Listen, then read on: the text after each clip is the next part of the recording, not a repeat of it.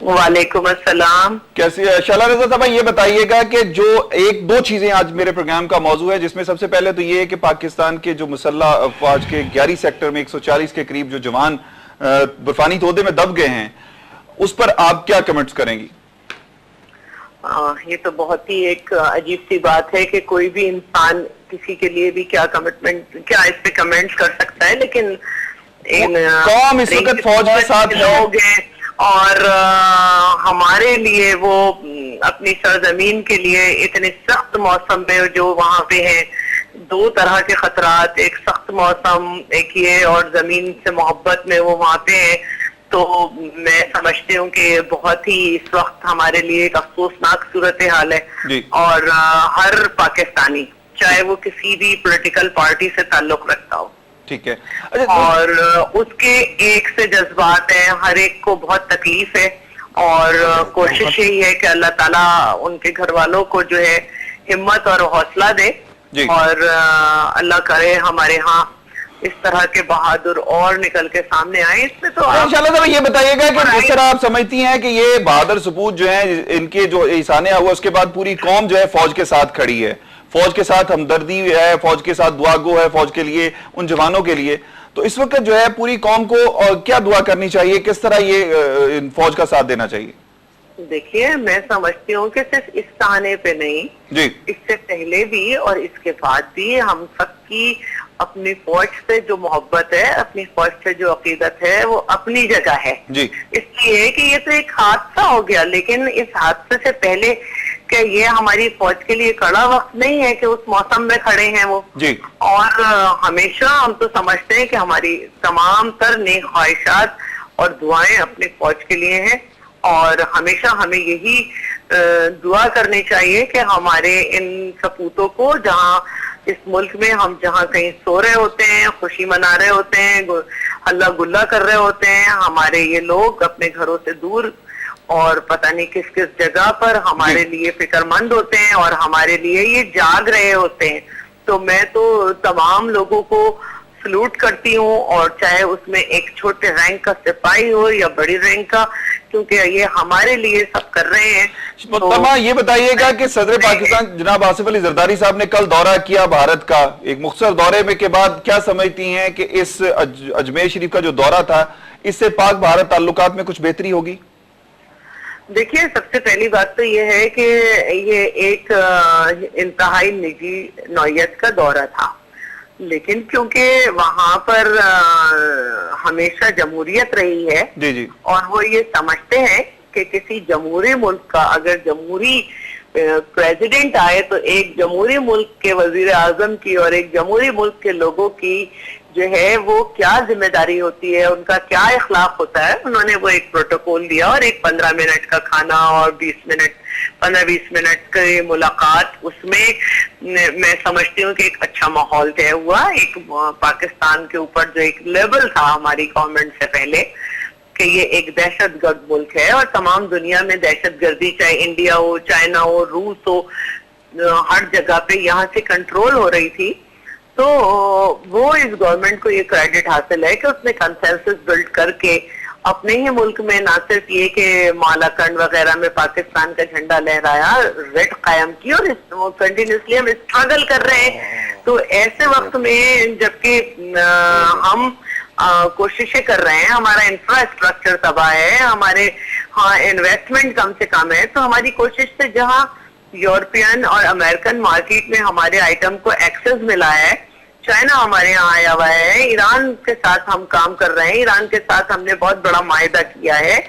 تو وہاں ہم یہ سمجھتے ہیں کہ ہمیں جو ہے اپنے پڑوسی ممالک سے بھی جو ہے اپنے تعلقات صحیح رکھیں. اچھا شعلہ رضا صاحب، ایک پرسیپشن جو ڈیولپ ہو رہا ہے، پیپلز پارٹی نے ایک نعرہ جو دیا ہے نیا، پیپلز پارٹی نے ایک بات اور کہ اگر ہمارے یہ بہت اچھے تعلقات ہو جائیں، کیونکہ اپنے پڑوس میں ہی اگر آپ کی دشمنی ہے تو پھر آپ کے لیے بڑا مسئلہ ہے. اگر یہ ہمارے اچھے تعلقات ہو جائیں تو ہمارے سیشن پہ بھی امن ہو، اگر ہمارے اچھے تعلقات ہو جائیں تو ہماری تجارت میں ہمیں بہت ہیلپ مل سکتی ہے، کیونکہ جتنی کم ٹرانسپورٹیشن پہ آپ کی خرچ آتا ہے اتنا ہی آپ کی تجارت اچھی ہوتی ہے. اچھا میں ایک چیز آپ سے پوچھنا چاہتا ہوں, پاکستان کی سیاست میں بڑی تبدیلیاں آ رہی ہیں. پیپلز پارٹی نے بھی پہلے جو ایک نعرہ تھا وہ تبدیل کر کے دوسرا نعرہ دے دیا اس وقت الیکشن کی تیاریوں کے لیے. اگلی باری پھر زرداری کا جو نعرہ آیا ہے اس کے بارے میں آپ کیا کہیں گی؟ دیکھیے میں یہ سمجھتی ہوں کہ پارٹی نعرہ نہیں دیتی, پارٹی کا تو اپنا ایک سلوگن ہوتا ہے جی. اور پولیٹیکل پارٹیز جو ہیں وہ اس پہ بلیو کرتی ہیں کہ طاقت کا سرچشمہ عوام ہے اور عوام جو فیصلہ ہے. اگر عوام میں سے ورکر میں سے نعرہ آ رہا ہے تو یہ ان کا اپنا مسئلہ ہے, لیکن ہم یہ سمجھتے ہیں کہ ہمیں محنت کرنی ہے اور عوام کے پاس جانا ہے اور جو بھی ریزلٹ ہو اس کا ایکسیپٹ کرنا ہے.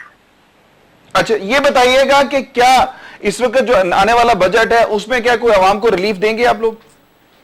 دیکھیے اب تک جتنے بھی بجٹ آئے ہیں یونینیمسلی بھی پاس ہوئے, شاید ایک سمپل میجورٹی سے ہوا ہے, تو اس میں پوری رپورٹ بھی دی جاتی ہے کہ کیا ہم نے پچھلی دفعہ کے بجٹ میں سے کیا. تو کوشش تو یہ ہوتی ہے ہر حکومت کی اپنے اپنے دور میں کہ وہ ایک اچھا بجٹ لائے. ہم بھی کوشش کریں گے کہ یہ ہمارا آخری بجٹ جو ہے اس حکومت کا وہ اچھا ہے. اچھا ایک چیز بتائیے گا کہ پیٹرولیم مصنوعات کے بعد آج کراچی میں جو ہے 10 روپے دودھ کی قیمتوں میں اضافہ ہو گیا جو ایک عام آدمی کی ضرورت ہے. یہ کیا حکومت کی جانب سے بجٹ سے پہلے کوئی پری بجٹ آیا ہے؟ نہیں دیکھیے دودھ کی قیمت تو 60 روپے ہی ہے, لیکن دودھ والوں نے اس کو 14 روپے مہنگا کر کے بیچ رہے ہیں. میں سمجھتی ہوں کہ صوبائی حکومت میں خاص طور پر جو پرائس کنٹرول, پھر حکومت امپلیمنٹ کیوں نہیں کرواتی جو اوریجنل قیمتیں ان پر؟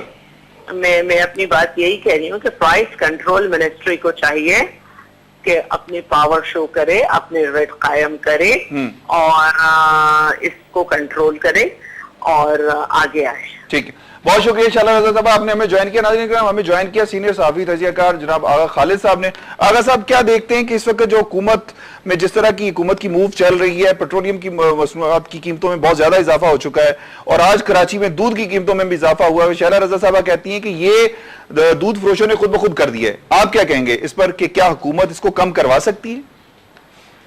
اصل میں میاں صاحب کہیں نہ کہیں تو حکومت کی کمزوری ظاہر ہوتی ہے نا, کہ اس طرح ایک مملکت ہے, ایک قانون ہے, آئین ہے, پولیس ہے, سارے ادارے اپنی اپنی جگہ پہ موجود ہیں بظاہر, لیکن اس کے باوجود اگر کوئی شخص یا کوئی ادارہ ایسا کھڑا ہو کے, ایک نجی ادارہ یا کچھ لوگ کھڑے ہو کے ایک اپنی آرگنائزیشن بنا کے اس طرح شہریوں کو لوٹنا شروع کر دیں, تو یہ تو ایک وائٹ کالر جرم ہوا نا. یہ تو سیدھا اور شہریوں کو لوٹنے کی ایک کاروائی ہوئی. وہ صرف یہ ہے کہ وہ پسٹل لے کر لوٹتے ہیں اور یہ چیز دکھا کر لوٹ رہے ہیں, زبردستی لوٹ رہے ہیں. حکومت کس حد تک انوالو ہوتی ہے اس لوٹ مار میں؟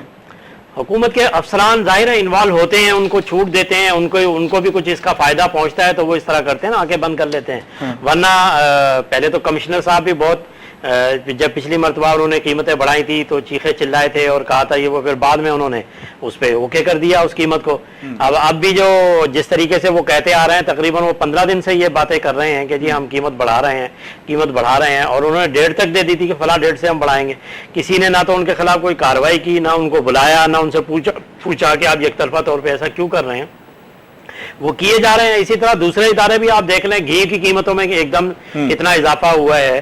اس کے علاوہ کیا نام ہے, کھانے پینے کی اشیاء دیکھ لیں آپ, سبزیوں میں دیکھ لیں آپ کتنا اضافہ ہوا ہے. روزانہ ہمارے چینل جو ہے ان کی سبزیوں کا بتا رہے ہیں کہ جی ہر چیز کی قیمت روز بروز بڑھتی جائے. دالوں کی قیمتوں میں اضافہ ہوا ہے ابھی حال ہی میں, لیکن کوئی ادارہ ایسا نہیں ہے جو ان کو روکے. اصل میں بات یہ ہے کہ حکومت جو ہے اس کے نزدیک عوام کا یہ سب سے جو بڑا بنیادی مسئلہ ہے نا, اس کی کوئی اہمیت نہیں ہے. صحیح. رحمت صاحب میں چاہوں گا مختصر بتائیے گا کہ اس وقت حکومت کو کیا کرنا ہوگا کہ یہ ساری چیزیں کنٹرول ہو جائے. بہت مختصر صاحب. دیکھیں جی میاں صاحب, حکومت کے بس میں نہیں, انہوں نے جو لوگ لگائے ہیں وہ میرٹ پہ نہیں ہیں. صحیح.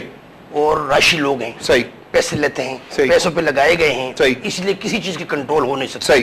میں آغا خالد صاحب, رحمت خان وردی صاحب, آپ کا بڑا مشکور ہوں, آپ نے ہمیں پروگرام میں جوائن کیا. ناظرین کرام یقیناً یہ اگر پولیٹیکل ول ہو تو عوام کے مسائل حل ہو سکتے ہیں. اگر پولیٹیکل ول ہو تو یہ جتنی بھی چور بازاری ہے, جتنی بھی یہ جس طرح مہنگائی ہے, اس کو کنٹرول کیا جا سکتا ہے. لیکن ہمارے ہاں شاید پولیٹیکل ول اس لیے نہیں ہے کہ ایزی کے ذریعے عوام کا خون چوس کر سیاستدان اپنی جیبیں بھرتے ہیں, سیاستدان لوٹ مار کرتے ہیں اور وہ پیسہ پاکستان سے باہر لے جا کر وہ اپنے کاروبار کرتے ہیں, اپنی زندگیاں عیاشیاں کرتے ہیں. नाज़रीन, आप दूसरी तरफ इस वक्त ग्यारी सेक्टर का जो सिलसिला है वहां पर रेस्क्यू ऑपरेशन जो है वो जारी है। अल्लाह ताला से दुआ है कि वो जो हमारे जवान इस वक्त बर्फानी तोदे में दब चुके हैं, अल्लाह उनकी जिंदगियां महफूज रखे, और अगर वो शहादत के मर्तबे पर फायज हो चुके हैं तो उन्हें जन्नतुल फिरदौस में आला और रफ़ा मकाम अता फरमाए। इसके साथ ही अपने मेजबान मियां तारिक को इजाजत दीजिए इस दुआ के साथ कि अल्लाह जिस तरह पूरी पाकिस्तानी कौम अपनी अफवाज मुसल्लह अफवाज के साथ है, इसी तरह अल्लाह ताला भी है जो है वो हमारे जवानों को महफूज रखे और उनके लिए की जिंदगियों के लिए हम दुआगो हैं। इसके साथ ही अपने मेजबान मियां तारिक को इजाजत दीजिए। अल्लाह निगहबान, पाकिस्तान जिंदाबाद।